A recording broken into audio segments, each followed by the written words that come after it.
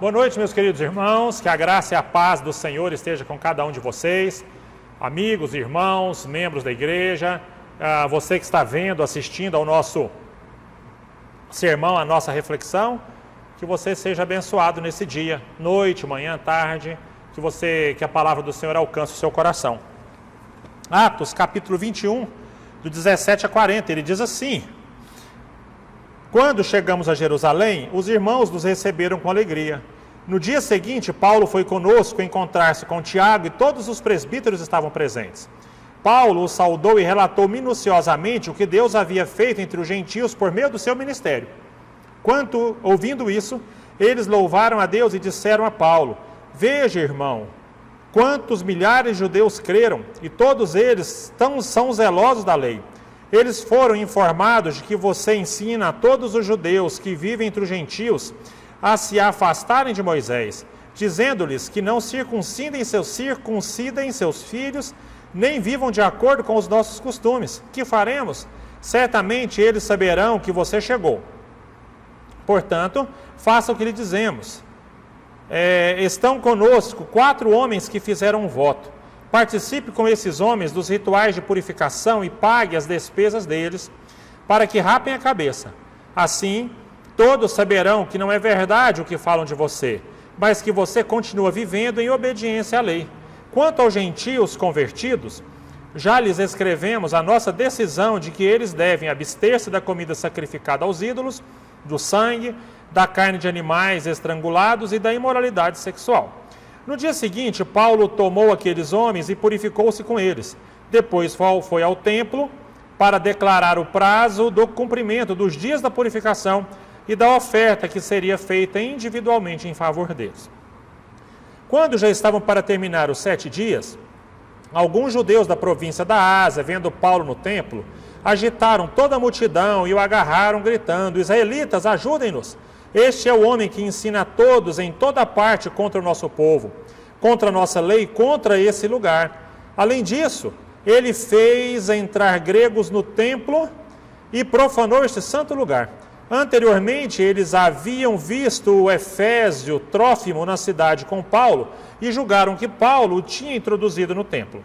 Toda a cidade ficou alvoroçada e juntou-se uma multidão. Agarrando Paulo, arrastaram-no para fora do templo e imediatamente as portas foram fechadas.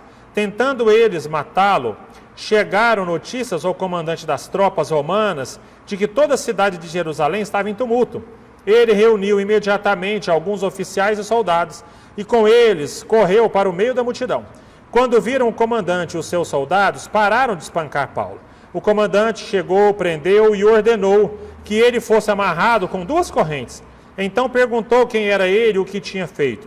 Alguns da multidão gritavam uma coisa, outros gritavam outra, não conseguindo saber ao certo o que havia acontecido. Por causa do tumulto, o comandante ordenou que Paulo fosse levado para a fortaleza. Quando chegou às escadas, a violência do povo era tão grande que ele precisou ser carregado pelos soldados. A multidão que o seguia continuava gritando: acaba com ele! Quando os soldados estavam para introduzir Paulo na fortaleza, ele perguntou ao comandante: posso dizer-te algo? Você fala grego? Perguntou ele. Não é você o egípcio que iniciou uma revolta e há algum tempo e levou 4.000 assassinos para o deserto? Paulo respondeu: sou judeu, cidadão de Tarso, cidade importante da Cilícia. Permite-me falar ao povo. Tendo recebido permissão do comandante, Paulo levantou-se na escadaria e fez sinal à multidão. Quando todos fizeram silêncio, dirigiu-se a eles em aramaico. Até aí, esse é o nosso texto, essa é a palavra do Senhor, que servirá como base para a nossa reflexão nessa noite. Queridos irmãos, nós temos como título no nosso sermão: Pintinhos longe da galinha. Quando paramos o nosso estudo, o apóstolo Paulo tinha terminado uma fase importante do seu ministério ali na cidade de Éfeso. Éfeso, uma cidade grande, uma cidade muito importante do império. E ali, Paulo, ele passa um tempo muito importante ali. Ele prega para algumas pessoas que não eram crentes, que não eram cristãos. Essas pessoas tiveram que rever os seus conceitos e aceitaram a Cristo como Salvador e foram batizadas com o Espírito Santo. Lembrando que batismo com o Espírito Santo e salvação acontecem no mesmo instante, no mesmo momento.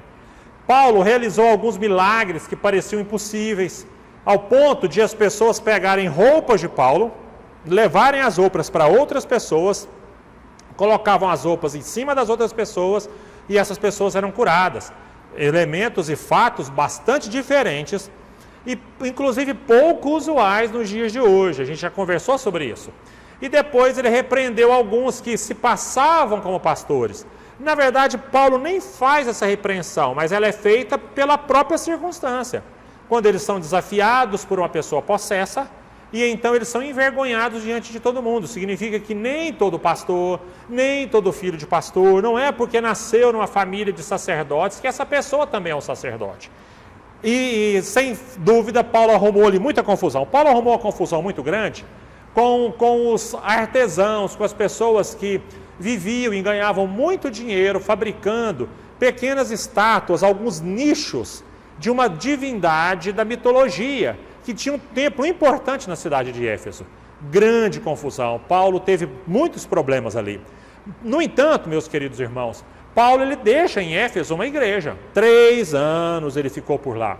Depois ele vai para Macedônia, ele prega até as pessoas dormirem. Um jovem no sermão de Paulo, Paulo pregou tantas horas, tanto tempo que o menino, o jovem, caiu de onde estava deitado e se machuca. Inclusive, o texto nos mostra que ele morre, mas há uma ressurreição ali. Depois Paulo volta para se encontrar com os presbíteros da cidade de Éfeso. Sem voltar na cidade, eles se encontram em um local distante, distante não, mas um lugar diferente. E Paulo vai conversar com os presbíteros de Éfeso. E depois Paulo então vai para Jerusalém. Lembrando que em Éfeso Paulo deixou uma igreja organizada com presbíteros. E depois de, além de deixar presbíteros, uma igreja organizada, ele deixa inclusive um pastor para pastorear aquela cidade. Provavelmente essa pessoa se chama, é um nome conhecido, que é o Timóteo, o jovem Timóteo. Ele vai ser o pastor da igreja em Éfeso. Queridos irmãos, terminando essa primeira sessão, essa parte do meu estudo, nós vamos perceber Paulo se aproximando da cidade de Jerusalém. E aí talvez é o que faz mais sentido o título, como pintinhos longe distantes da galinha. Por quê?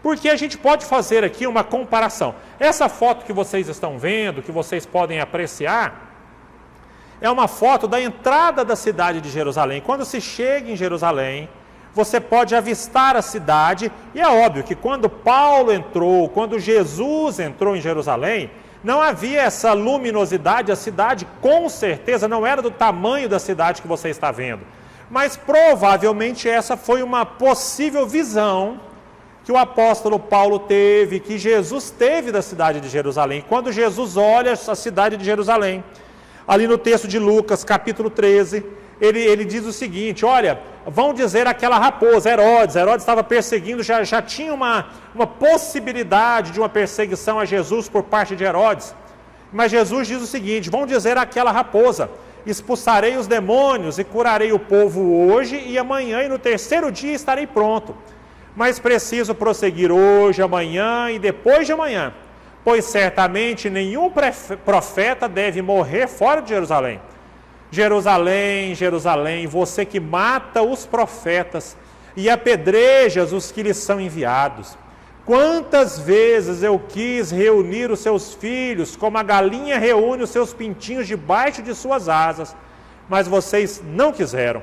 Eis que a casa de vocês ficará deserta. Eu lhes digo que vocês não me verão mais até que digam: bendito o que vem em nome do Senhor. Jesus já estava entrando em Jerusalém e profetizando que o próximo retorno dele àquela cidade já seria para ser recebido como um rei. Depois vocês sabem, ele é recebido como rei e morto como um bandido, mas ele entra na cidade depois como rei. Jerusalém, Jerusalém, que mata os profetas, como eu queria acolher vocês debaixo das minhas asas, como a galinha faz com a sua ninhada, com os seus filhotes. Queridos irmãos, eu imagino que muitas vezes Deus olha para nós também com esse sentimento. Como eu gostaria que vocês fossem menos rebeldes. Como eu gostaria de cuidar de vocês. Como eu gostaria de fazer as coisas do meu jeito na vida de vocês. Mas infelizmente vocês não permitem. Tempos depois, alguns anos, Paulo também volta à mesma cidade de Jerusalém. E em Jerusalém ele sofre a mesma perseguição, os mesmos problemas que Jesus sofreu anos atrás. Paulo também chega em Jerusalém, talvez por esse lugar, com uma visão semelhante a essa, mas pouco tempo depois, Paulo também estará sendo perseguido, assim como Jesus Cristo foi. No episódio de Paulo em Jerusalém, eu quero conversar um pouco com vocês, quero pensar um pouquinho nesse período que foi um período tumultuado, importante, mas tumultuado. E quero conversar com vocês sobre algumas verdades que a gente pode extrair desse texto. E são verdades que não são importantes apenas para o período em que Paulo viveu, um período pós-Jesus Cristo. Não, mas são verdades importantes que são repetidas na nossa vida diariamente. Então, essas verdades não são apenas verdades, mas são princípios, porque servem para qualquer época, para qualquer momento, para qualquer lugar, para qualquer história. A primeira dessas verdades que eu quero conversar com vocês é que em todo lugar que tem crente se sente em casa. Isso é tão rico, é tão interessante, meus irmãos. Você vai perceber aqui a partir do verso 17, que é uma narrativa em primeira pessoa. O autor, Lucas, ele diz, olha, quando chegamos em Jerusalém, nós chegamos em Jerusalém. Nós somos recebidos com muita alegria pelos irmãos. O texto fala que eles são recebidos ali com muita alegria. O apóstolo Paulo, quando ele sai de Jerusalém a primeira vez, ele é perseguido. Ele era visto como um inimigo da fé. E agora Paulo ele volta e ele é recebido com alegria pelos irmãos. Depois disse que no dia seguinte Paulo encontra-se com Tiago. Tiago era o bispo, o pastor aqui nessa época. Paulo ele é recebido tanto por Tiago quanto pelos presbíteros. O texto vai falando e vai nos mostrando que é uma conversa minuciosa, uma conversa calma, provavelmente uma conversa que demandou uma grande quantidade de tempo entre Paulo e os irmãos de Jerusalém, mostrando, irmãos, o quanto Deus havia feito e realizado na vida de Paulo. O texto fala que ao final da conversa, todos louvaram ao Senhor. Pensa, meus queridos irmãos, e você provavelmente vai ratificar, você vai confirmar essa primeira verdade, esse primeiro princípio. Porque onde tem crente, o crente se sente em casa. Isso é um dos princípios da fé cristã. A hospitalidade, você saber receber bem as pessoas. A casa das pessoas, ela é sempre aberta. A igreja, a gente sempre tem insistido com os irmãos, a fim de que recebam bem as pessoas, porque isso é princípio da fé cristã. Fazer com que um crente se sinta bem onde há outros crentes. Eu comecei a imaginar e pensar e refletir, me veio à mente alguns textos bíblicos. A carta de Paulo a Timóteo, quando Paulo vai falar para Timóteo sobre quais são os requisitos para alguém que quer ser pastor. Queridos irmãos, a experiência de Paulo, ela induz e conduz Timóteo, não a ser talvez um pastor que se relaciona bem, ou talvez não um pastor que tenha alguns atributos que nós procuramos hoje em dia. Nas listas de Paulo sobre características de um presbítero, de um pastor, é que ele seja hospitaleiro, que ele receba bem as pessoas na sua casa. Em Hebreus capítulo 13, versículo 2, o autor da carta aos Hebreus diz, olha, ainda bem que vocês praticam a hospitalidade, porque mesmo sem saber, em algum momento da hospitalidade de vocês acolheram os anjos. Olha que interessante, quem são esses anjos? Precisaríamos de um debate grande, de uma discussão profunda, talvez em algum outro momento. Ou um pastor, ou um missionário, ou quem sabe um anjo mesmo. O que é de fato é que quando você é hospitaleiro, quando você faz com que os seus irmãos se sintam em casa, você presta um grande serviço para o reino de Deus. Seminaristas, pastores, missionários, educadoras, pessoas que vivem de alguma forma mais intensamente a prática diária do reino de Deus. Essas pessoas experimentam a hospitalidade e uma família por onde quer que andem. todos os lugares que nós vamos, como pastor, como missionário, a gente sempre tem alguém que nos acolhe. Como é rica essa perspectiva, como ela é interessante, como ela é bonita a ideia de que crente, quando tem crente, ele sempre tem uma casa para ficar, ele sempre tem uma acolhida, ele sempre tem alguém que se veste, que se faz passar por um familiar, mesmo sem, às vezes, nunca ter visto aquela pessoa. Me lembro que na minha época de seminário, nosso seminário, nós temos como uma das características marcantes do nosso CETESEB, os estágios. Então, quem foi seminarista no CETESEB se lembra dos estágios, quantas igrejas, quantos lugares. Essa semana no grupo pequeno virtual falava, quarta-feira à noite, com o irmão Francisco, com a irmã Tina, da época em que passei em Crateús, um jovem, 20 anos, 49 dias longe de casa.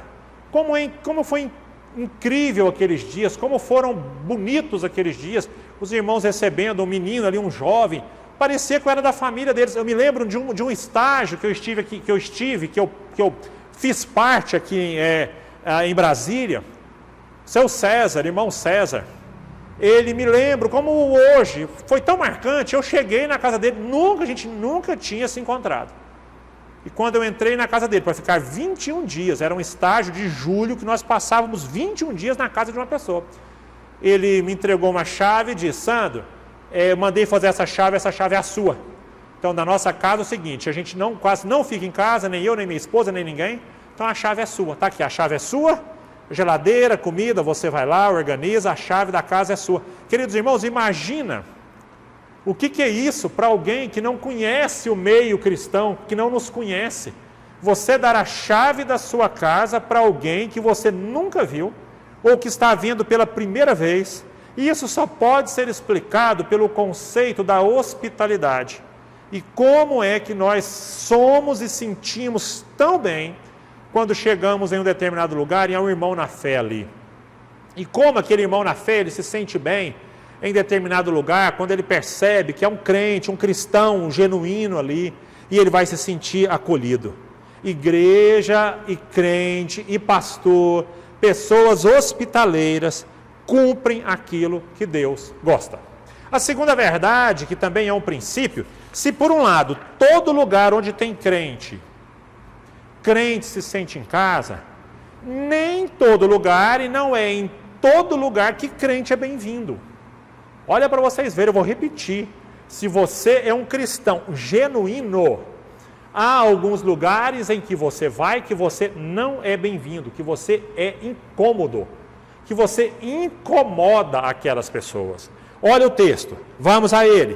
Paulo, então, as pessoas escutam o testemunho de Paulo, e logo em seguida os irmãos ali de Jerusalém dizem para ele, olha Paulo, mas você toma cuidado porque já há milhares de pessoas, aqui é provável que haja uma hipérbole, assim como você diz, olha, tem 1 milhão de pessoas atrás de você, não tem 1 milhão de pessoas atrás de você aqui, provavelmente uma figura de linguagem, quando eles estão dizendo, olha, milhares de pessoas, ou seja, uma grande quantidade de pessoas, já se converteu em Jerusalém, só que eles continuam judeus, não de nascimento, porque não tem como você deixar de ser judeu, mas na prática judaica, da religião judaica. Queridos, cuidado com eles, Paulo, cuidado com eles. Então, Paulo, ele recebe um conselho. Qual que é o conselho que Paulo recebe? Olha, Paulo, façamos o seguinte, você vai pegar aqui alguns irmãos, que eles estão terminando um voto, deve ser o voto do Nazireu, assim como deve ter sido o voto que Paulo fez há algum tempo, e Paulo está com a cabeça rapada quando chega em Jerusalém. Aqui esses irmãos devem ter feito o voto, e eles vão rapar a cabeça e tem que ir ao templo, começar um processo de purificação e fazer ali um sacrifício no templo. E provavelmente esse sacrifício demandava algum recurso financeiro. E constava no currículo de uma pessoa piedosa patrocinar financeiramente esse tipo de sacrifício. E Paulo faz isso. Olha para os irmãos entenderem, Paulo já está com a cabeça rapada, porque tinha terminado um voto. Paulo procura o templo para fazer um tempo de purificação. Paulo patrocina o sacrifício no templo. Significa, irmãos, que mesmo nós mesmo que nós sejamos pessoas simpáticas, assim como diz o livro de Atos, que a igreja contava com a simpatia de todas as pessoas. O apóstolo Paulo, em primeira carta dele mesmo aos Coríntios, capítulo 9, versículo 20, tem um texto que Paulo diz assim: tornei-me judeu para os judeus, a fim de ganhar os judeus. Para os que estão debaixo da lei, tornei-me como se estivesse sujeito à lei. Para os que estão sem lei, tornei-me como sem lei, a fim de ganhar os que não têm lei. Para com os fracos, tornei-me fraco para ganhar os fracos. Tornei-me de tudo para com todos, para que de alguma forma pudesse salvar alguns. Olha que interessante. Paulo, ele tentava fazer de tudo com as pessoas. E mesmo nós, meus queridos irmãos, nós precisamos ser simpáticos com a sociedade. Nós precisamos ser uma igreja que seja simpática na onde ela está plantada. Eu, como cristão, eu preciso ser agradável onde estou. Mas eu tenho uma notícia muito difícil para dar para você. Há alguns momentos que mesmo na simpatia, mesmo fazendo de tudo para com todos, é provável que Paulo, mesmo não crendo mais nos rituais judeus, porque ele já havia entendido, escreve isso aos Gálatas, que toda essa parte ritualística, ela havia se cumprido em Jesus Cristo. Mesmo assim, Paulo se submete a alguma parte desses rituais, a fim de agradar, de ser uma pessoa, de fazer a política da boa vizinhança. Mesmo assim, Paulo não foi pessoa querida naquele lugar. É o que nós chamamos de persona non grata, que é um termo em latim que significa pessoa não muito querida. Esse é, de fato, o que Jesus Cristo fala em João capítulo 17, versículo 14, quando Jesus Cristo ora por nós. Lá atrás ele orou por nós, dizendo, olha, eu lhes dei a palavra, eu lhes dei a verdade, mas o mundo os odiará, eles não serão queridos no mundo onde estão. Meus queridos irmãos, mesmo fazendo tudo o que Paulo fez, existe um determinado momento que o meu comportamento de cristão, ele vai romper com o comportamento de uma outra pessoa. Mesmo eu sendo um cristão que gosto dos outros, existem determinados momentos que eu não sou bem-vindo. Eu já percebi em alguns lugares que a minha presença ela era incômoda, ela incomodava as pessoas. E a gente percebe que nós, pelo nosso posicionamento, que nós não vamos entrar nos esquemas do mundo. Então, quando um crente se posiciona, ele passa a não ser bem-vindo mais naquele determinado lugar. Significa, queridos irmãos, que nem todo lugar, não é em todo lugar que o cristão é bem-vindo. Na verdade, Jesus disse, olha, o mundo vai odiar essas pessoas. Então, o posicionamento nosso, ele vai ser, muitas vezes, odiado. Nós seremos pessoas não queridas, não bem-vindas em determinados lugares por causa do nosso comportamento. Se todo lugar que você chega, se em toda roda de amigos, se em todos os lugares que você vai, se a sua presença não incomoda as pessoas, pode ser um motivo de ligar um alerta. Senhor, será que de fato a luz do Senhor está resplandecendo nas trevas e na escuridão? Pode ser que a sua luz não esteja brilhando nas trevas, e se ela não brilha nas trevas, ela não incomoda as pessoas que vivem nas trevas. E a terceira e última verdade, que é princípio, existe lugar que você é bem-vindo. Existe lugar que você vai se sentir em casa. Existe lugar que é sua família, onde você estiver no mundo inteiro. Existe determinado lugar que você não será bem-vindo, porque a sua luz há de incomodar algumas pessoas e alguns comportamentos. Mas, independentemente do lugar, em todos eles, é lugar de falar do amor de Cristo, de resplandecer a glória do Senhor. O texto diz assim, da seguinte maneira: chegaram os judeus da Ásia, nem foram os cristãos convertidos que importunaram Paulo, não.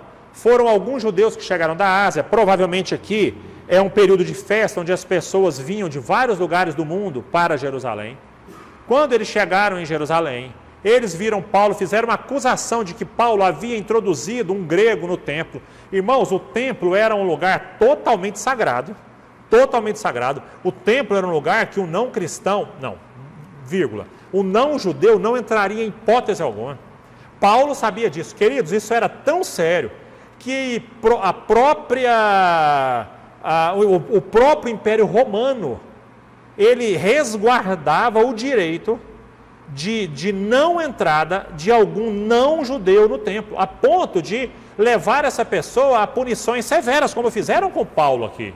Essa foi a acusação, e muita bagunça. Chegaram ali algumas pessoas, muita bagunça, muita briga, pegaram Paulo, começaram a bater em Paulo, foram ali levando Paulo, e aí a cavalaria, 240 cavaleiros era o efetivo de Jerusalém, com 760 soldados. Esse provavelmente era o efetivo que cuidava daquela região.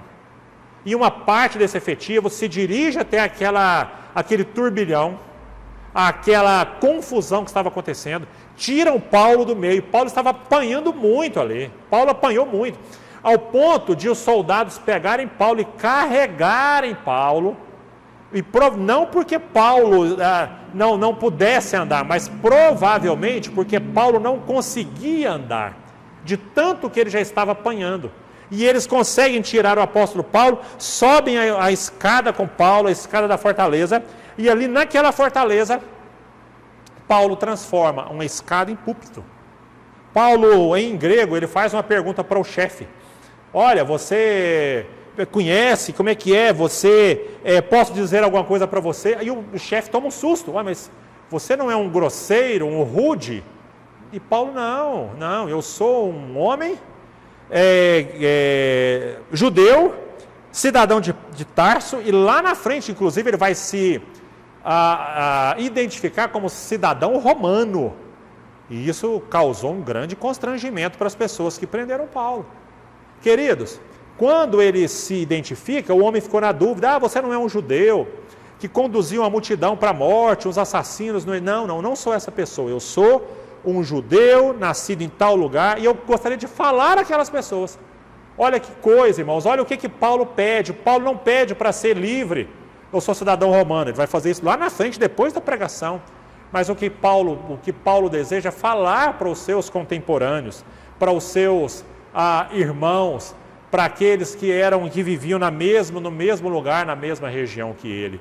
E eu não posso ler, porque o texto se estenderia demais, mas no capítulo 22 tem todo o discurso de Paulo. Paulo dizendo para ele sobre tudo que ele fez, sobre todo o seu trabalho, sobre todo o seu testemunho, sobre como ele ajudou a apedrejar Estevão, e alguns desses judeus que estavam aqui provavelmente viram e testemunharam também o apedrejamento. Mas Paulo, ele transforma uma escadaria de um castelo ou de uma prisão em púlpito.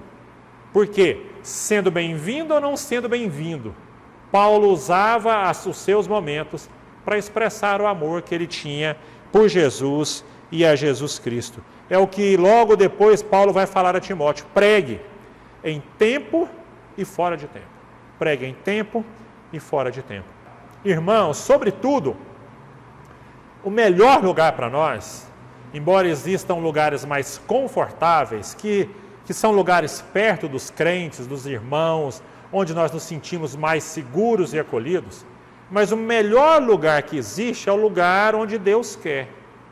E Paulo me ensinou que nesse lugar eu sou frutífero. Eu transmito a alegria, a paz, o domínio próprio, a benignidade, a paciência. É isso que Deus deseja de nós. Eu não sei se em algum momento da sua vida você já fez um compromisso com Deus. Deus, eu quero ser luz onde eu estou. Não sei se você já fez, talvez seja um dia importante para se repensar. Você é importante no prédio onde você mora? No bairro em que você mora? Se você se mudar de lá, o que as pessoas vão dizer? Ai, que bom! Ou será indiferente? No lugar em que você trabalha, as pessoas sentirão falta se amanhã você não trabalhar. Na sua igreja, se você deixar de ir na igreja ou naquela comunidade, as pessoas sentirão falta de você. O que é importante, meus irmãos, nem sempre é onde estou, mas aquilo que eu faço onde estou. Quem eu sou e aquilo que eu faço no lugar onde Deus me colocou. Fica essa reflexão para você nessa noite. Vamos orar e logo em seguida receber a bênção apostólica. Senhor Deus e Pai, oramos ao Senhor mais uma semana, meu Deus. Mais uma semana em que muitos dos nossos irmãos, amigos, pessoas que são audiência na internet, estão recebendo essa mensagem sem que a gente possa estar perto um do outro. Meu Deus, a gente sabe que o Senhor cuida de nós. Nós temos aprendido nesses dias que igreja não é templo, nós continuamos sendo igreja onde quer que nós estamos, mas por outro lado aprendemos também que é tão bom ter o nosso templo, o nosso lugar de encontro. Obrigado, porque o Senhor nos ensina, obrigado porque o Senhor tem cuidado de nós, obrigado porque nós podemos descansar nas mãos gloriosas e poderosas do Senhor. Obrigado porque eu estou percebendo o quanto é bom pertencer a uma família cristã. Nesses dias, como nós estamos sendo acolhidos uns pelos outros. Ao mesmo tempo, eu sei que nem todo lugar é bom para mim e eu serei bom lá naquele lugar. Mas acima disso, que eu seja luz onde quer que eu andar. Que eu possa transmitir a paz, o amor, o fruto do Espírito na minha vida, onde quer que o Senhor me colocar. Seja na empresa, na escola, no trabalho, na faculdade, na família, no vizinho, no prédio, nas reuniões, não sei onde, mas onde quer que eu estiver, eu possa ser usado pelo Senhor. Deus amado, se tem algum irmão enfermo, meu Pai, cure esse irmão. Se tem irmãos muito preocupados, angustiados, meu Deus, dê paz e tranquilidade para esse irmão. Meu Deus, há irmãos preocupados com as questões financeiras, com a vida, com o trabalho. Meu Deus, o Senhor é o Deus dono do ouro e da prata e pode reproduzir e prosperar o trabalho, a empresa, a vida desse irmão. Meu Deus, se esse irmão encontra alguém com dificuldades em casa, filhos rebeldes, filhos dando trabalho, filhos com respostas grosseiras, meu Deus, tranquiliza esse filho, ensina esse filho a honrar pai e mãe. Se esse vídeo, meu Pai, esse sermão encontrar alguém, meu Deus, em desavença dentro de casa, meu Deus, que a paz do Senhor reine nesse lar.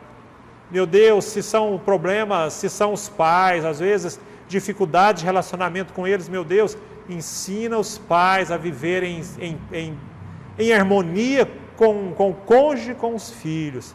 Meu Deus, eu oro pelos meus irmãos, em todos os sentidos, em todos os motivos, no nome de Jesus Cristo, e que o amor de Deus, a graça do nosso Senhor e Salvador Jesus Cristo, o consolo, o conforto e a comunhão do Espírito Santo, possam estar com cada um de nós aqui nesse lugar, com todos os nossos irmãos em todos os lugares da terra, que seja hoje, amanhã e até a volta bendita e gloriosa do Senhor Jesus.